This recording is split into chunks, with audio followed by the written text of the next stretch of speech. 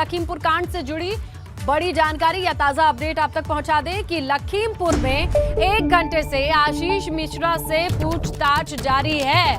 Crime branch ने आशीष से पूछने के लिए 35 से 40 सवाल तैयार किए हैं। आशीष से सबसे पहला सवाल किया गया, तुम जीप पर थे या नहीं।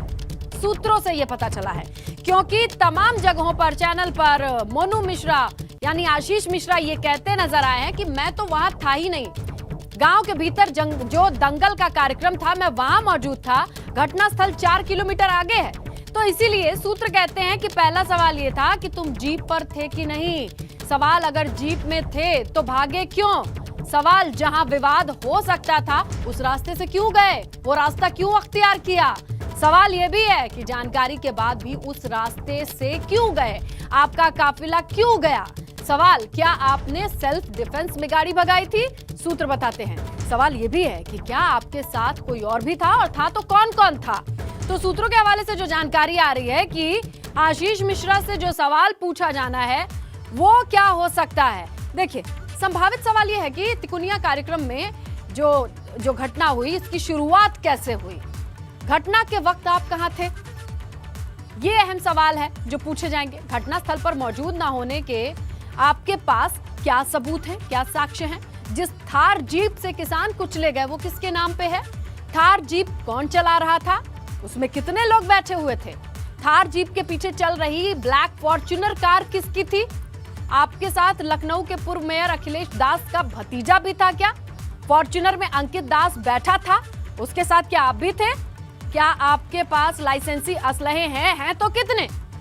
ये तमाम सवाल हैं जो अमूमन पूछे जाने चाहिए। सूत्रों से पता चला है कि ये पूछा भी जा रहा है आशीष मिश्रा से। बाकी ग्राउंड पे क्या चल रहा है, हमारे सहयोगी विवेक एकदम नजर बनाए हुए हैं, उन्हीं का रुख करेंगे और उनसे जानने की कोशिश करेंगे।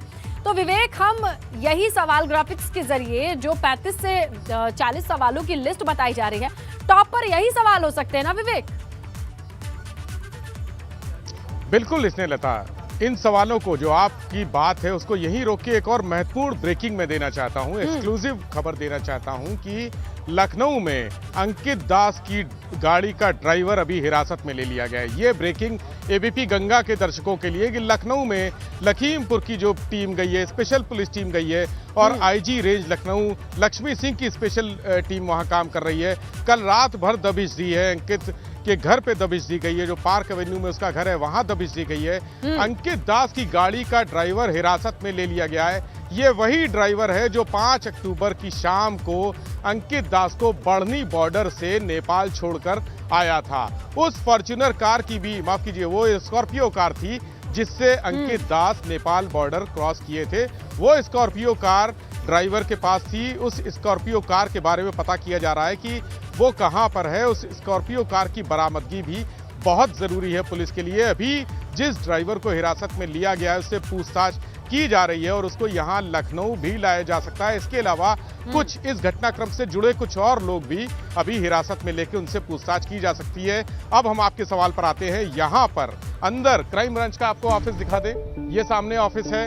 यहां पर अंदर आशीष मिश्रा उर्फ मोनू भैया से पूछताछ की जा रही है। करीब 1.5 घंटे से ज्यादा का वक्त हो गया है उनको भीतर गए हुए। उनके साथ उनके वकील भी हैं, 2 से 3 वकील बताए जा रहे हैं। उनसे भी पुलिस उनके सामने पूछताछ कर रही है और 1.5 घंटे हो गए हैं। यहाँ पर गहमा गहमी उसी तरह से बनी हुई है जैसी 10:30 बजे 10:36 पर जो गहमा गहमी हुई थी, उसी तरह से गहमा गहमी बनी हुई है।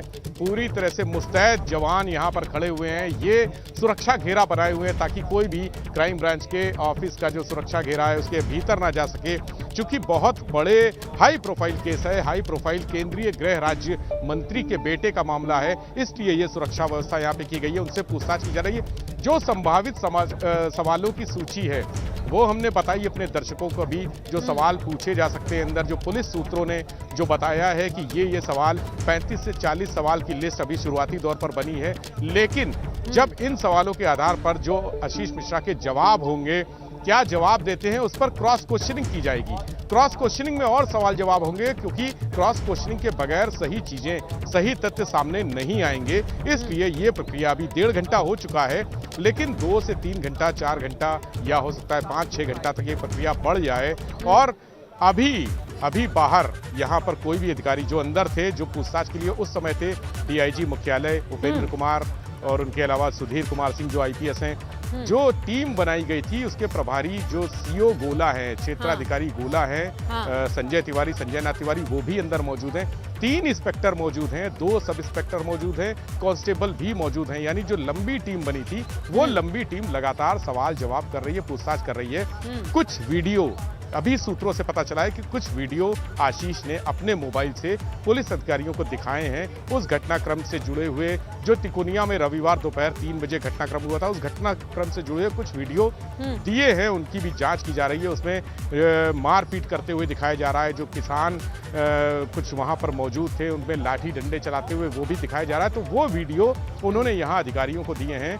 अभी ये भी सूत्रों के हवाले से खबर मिल रही है कि उन वीडियो की जांच, चूंकि वो बहुत दूर से लिए गए वीडियो है, अस्पष्ट है, धुंधले हैं, उसमें कौन लोग हैं ये समझ में नहीं आ रहा है। उनकी जांच के लिए फॉरेंसिक के अधिकारी भी बुलाए गए, टीम बुलाई गई है। वो वीडियो एक पेन ड्राइव में लेके उनकी फुटेज उसको क्लियर किया जाएगा, उसको साफ किया जाएगा। जो सॉफ्टवेयर है, तमाम सॉफ्टवेयर ऐसे डेवलप हुए हैं जिसमें जो धुंधले वीडियो है, स्पष्ट वीडियो, इसमें चेहरे नजर आए।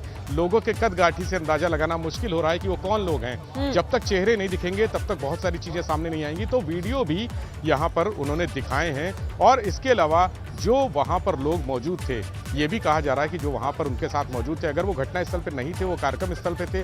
तिकोनिया से कार्यक्रम स्थल की दूरी करीब 3 से 4 किलोमीटर बताई जा रही है। अगर वो कार्यक्रम स्थल पर थे तो वहां उनके पास क्या साक्ष्य है? चूंकि वहां पर यह भी बताया जा रहा है कि कुछ लोगों ने वीडियो बनाए थे। अगर वो वीडियो उनके पास है तो वो देखे जा रहे हैं। बहुत सारे सवाल भी पूछे जा रहे हैं, क्रॉस क्वेश्चनिंग भी की जा रही है। ये लंबी प्रक्रिया है और ये प्रक्रिया अभी 2-3 घंटे तक। बिल्कुल विवेक, देखिए कितने सारे सवाल हैं, ये टाइम फ्रेम कितना मैच करेगा, है ना? बहुत वाजिब है कि जहां दंगल का कार्यक्रम हो रहा था उनके गांव के भीतर पुश्तैनी कार्यक्रम, वो वहां पर भी मौजूद हैं। और ये भी हो सकता है कि जो वीडियो दूसरे पक्ष की ओर हो वो वहां पे भी मौजूद हो। तो किस टाइम फ्रेम का वीडियो है ये भी बेहद अहम होगा। और इसके अलावा जो एक और सवाल जहन में आ रहा है, 2 गाड़ियां थी, थार किसकी थी और ब्लैक फॉर्च्यूनर किसकी थी? ब्लैक फॉर्च्यूनर जिसकी बताई जा रही है अंकित दास, वो फिर क्यों घूम रहे हैं, वो क्यों नहीं आ रहे हैं सामने? देखिए स्नेहलता, अंकित दास का नाम अचानक सामने आया। वो सबसे पहले एबीपी गंगा ने अपने दर्शकों को एक्सक्लूसिव ब्रेकिंग दी थी। अंकित दास की गाड़ी थी और वो भी मौजूद थे वहां पे, सबसे पहले बताया था।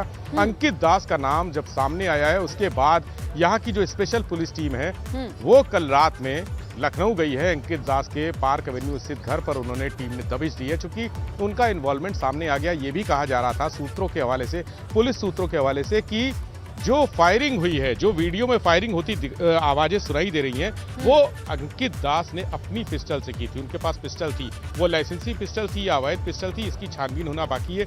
इसके अलावा जो कारतूस मिले हैं वो 315 बोर के मिले हैं। थार जीप में भी 2 कारतूस मिले थे 315 बोर के, जो मिस कारतूस हैं। यानी अगर अवैध असलहे से फायरिंग होती है तो अक्सर मिस हो जाता है, जो उसका पिन होता है, उसका निशाना ठीक नहीं लगता है तो वो कारतूस मिस हो जाता है। उसके बाद दूसरा कारतूस इस्तेमाल करना पड़ता है। जो कारतूस मिले हैं वो मिस्ड फायर के हैं। उसी तरह से फॉर्च्यूनर कार में 1 कारतूस मिला है, 315 बोर का है, वो भी मिस्ड फायर का है। यानी 3 कारतूस, 3 गोलियां चलाई गई वहां जो मिस हो गई। इसके अलावा बहुत सारी और फायरिंग की गई। 315 के बोर के असलहे जो है वो कट्टे, तमंचे और अवैध भी होते हैं। तो क्या उस गाड़ी में अवैध असलहे भी थे? एक बात ये भी सामने आ रही है कि गाड़ियां जब जली हैं तो छोटे छोटे ब्लास्ट हुए हैं। क्या उस गाड़ी में गोला बारूद या कोई विस्फोटक सामग्री भी थी? बम, हथगोले या देसी बम, उस तरह का कोई सामग्री थी? ये भी छानबीन का विषय है। ये भी सवाल अंदर आशीष मिश्रा से पूछा जा रहा है कि गाड़ी में क्या असलहे रखे थे? जैसा कि वहां के लोगों का बताना है, किसान का कहना है कि वो पूरी तैयारी से आए थे और ये प्री प्लान था।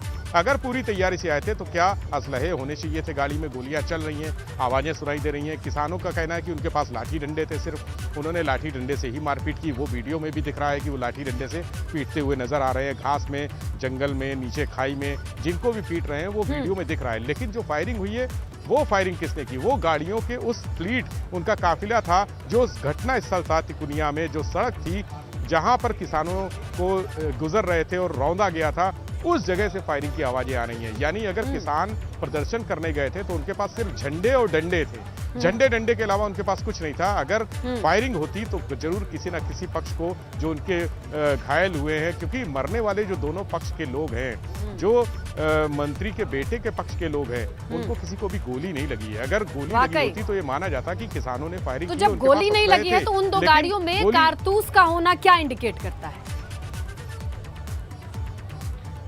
देखिए स्नेहलता, जो बात सामने आ रही है वो ये है कि जब किसानों ने हमला किया तो जवाब में अंदर जो पुलिस सूत्रों का कहना है, कुछ पुलिस सूत्रों से जो फिल्टर होके सूचनाएं आ रही हैं, फिल्टर होके जो पूछताछ चल रही है, उसकी छोटी छोटी जो सूचनाएं आ रही हैं, सवाल जब आशीष मिश्रा से पूछा गया तो उन्होंने कहा कि वो तो जो फायरिंग हुई थी वहां जो इनकी टीम के लोग थे उन्होंने बचाव पक्ष में की, उनको इतनी बुरी तरह से उन पर हमला किया गया, तोड़फोड़ की गई, गाड़ी जलाने की कोशिश की गई, तो उनको मजबूरी में फायरिंग की गई, की जानी पड़ी, क्योंकि उनके पास ये भी बताया कि उन्होंने लाइसेंसी असलहे थे, उनके समर्थकों के पास लाइसेंसी असलहे थे, उससे उन्होंने खुद को बचाने के लिए, अपनी जान बचाने के लिए फायरिंग की है। और वो सिर्फ हवाई फायरिंग थी, किसी को टारगेट करके किसी के शरीर पर गोली नहीं चलाई, उन्होंने हवा में गोलियां चलाई थी ताकि किसान या उपद्रवी या जो भी उनका कहना है कि कुछ किसानों के बीच में उपद्रवी तत्व थे जो मेरी हत्या करने की, कल ही केंद्रीय गृह मंत्री ने यह बयान दिया था, और इसके पहले भी ये बोल चुके हैं कि कुछ लोग वहां जो किसानों के रूप में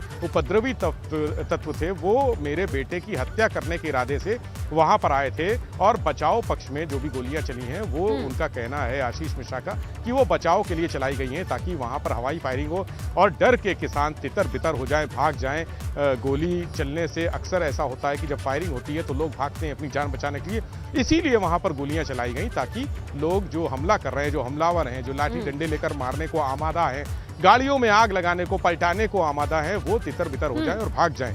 तो ये उनका तर्क है, जो भी सवाल जवाब हो रहा है उनका तर्क यही है। बिल्कुल विवेक, यही देखिए ये कितना हाई प्रोफाइल केस है, ये कितना हाई प्रोफाइल मामला है, और इस मामले की कितनी सारी जानकारी साझा है ऑलरेडी लोगों के पास, ये अपने अपने पॉइंट ऑफ व्यू हैं। लेकिन अब क्या बता रहे हैं मोनू भैया यानी आशीष मिश्रा, ये देखना होगा, और पुलिस क्या पूछ रही है और क्या पाती है इस पूछताछ